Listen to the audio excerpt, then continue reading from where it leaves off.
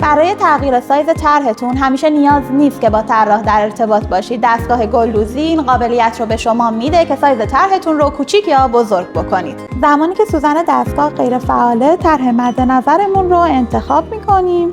بعد از انتخاب کردن طرح مد نظرمون وارد گزینه ست میشیم.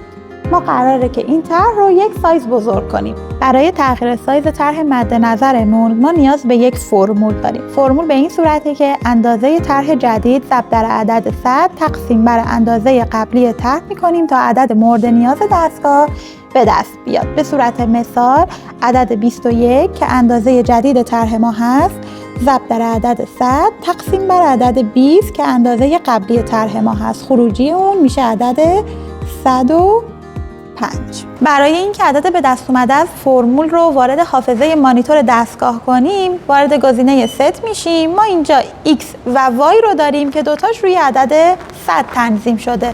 روی عدد 100 روبروی x میزنیم، صفحه جدیدی برامون باز میشه.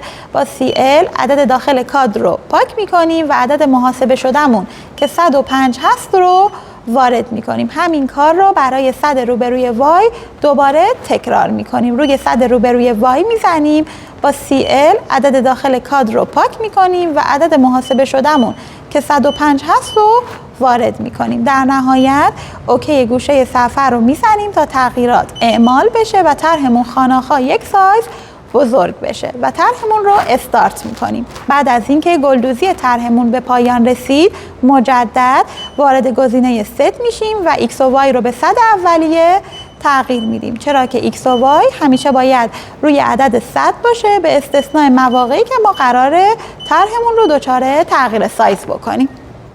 و در آخر چون تعداد سوزن یک طرح ثابت هستش، ما هر چقدر طرحمون رو بزرگتر بکنیم دوخت طرح ما بازتر و هر چقدر طرحمون رو کوچکتر بکنیم دوخت طرح ما فشرده تر میشه.